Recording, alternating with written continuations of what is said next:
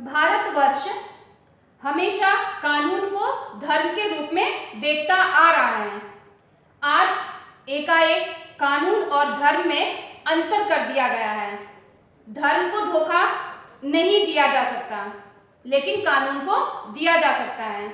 यही कारण है कि जो लोग धर्मभीरु यानी कि अधर्म से डरने वाला, तो जो लोग अधर्म से डरने वाले हैं वे कानून की त्रुटियों से लाभ उठाने में कोई संकोच नहीं करते हैं।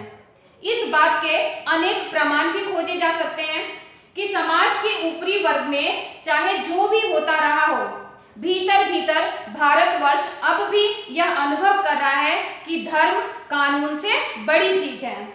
अब भी सेवा, ईमानदारी, सच्चाई और आध्यात्मिकता के मूल्य जो बने हुए हैं, लेकिन वे दब अवश्य गए हैं, परंतु नष्ट नहीं हुए हैं। आज भी वह मनुष्य से प्रेम करता है, महिलाओं का सम्मान भी करता है, झूठ और चोरी को गलत भी समझता है, दूसरे को दुख पहुंचाने को पाप भी समझता है।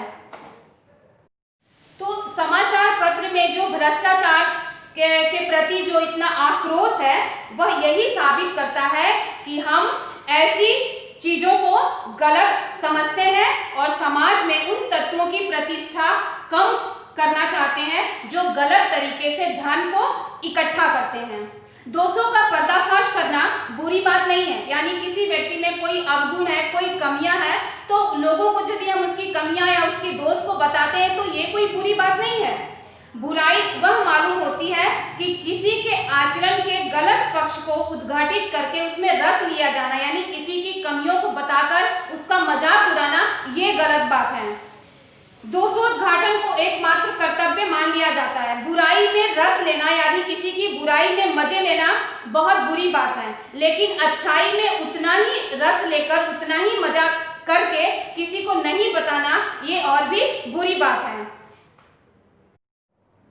लेखक हजारी प्रसाद द्विवेदी जी बताते हैं कि एक बार रेलवे स्टेशन पर वो टिकट लेने गए और टिकट जब लेने गए तो वहां पर उन्होंने गलती से 10 रुपए के नोट के बदले उन्होंने जल्दी में 100 रुपए का नोट दे दिया और जल्दी से अपनी गाड़ी में आकर के बैठ गए, ट्रेन में आकर के बैठ गए।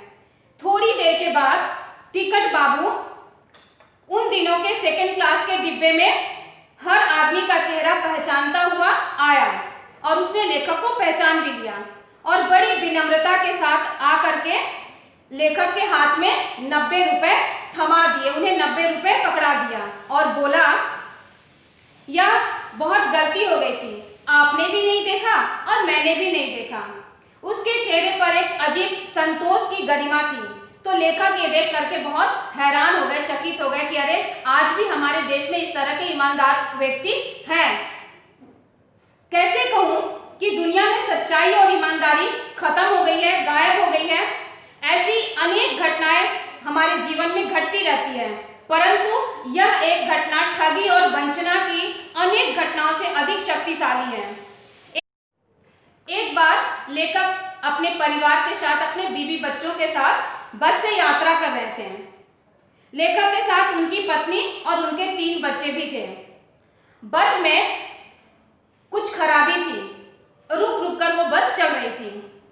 तो गंतव्य से यानी जिस जगह पर लेखक को पहुंचना था, वहां से अभी 8 किलोमीटर पहले ही एक निर्जन, एक सुनसान जगह पर बस रुक गई, खराब होकर बस रुक गई।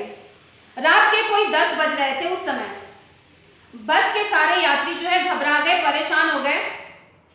तो बस का कंडक्टर उतर गया और एक साइकिल लेकर कहीं चला गया।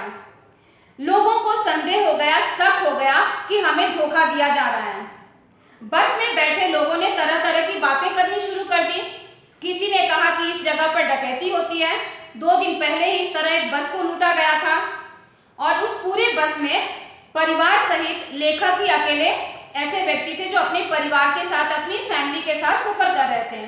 छोटे छोटे उनके बच्चे थे, तो बच्चे पानी के लिए चिल्ला रहे थे, लेकिन पानी का कहीं आसपास कहीं कोई ठिकाना नहीं था। और ऊपर से सारे यात्री घबरा गए थे, डर गए थे कि बस वाला जो है किसी डकैत से मिला हुआ है हो सकता है शायद कंडक्टर साइकिल लेकर के डकैत को बुलाने गया हो, वो आएगा हम सबको लूट लेगा। इस तरह के डर जो है लोगों के मन में बैठे हुए थे।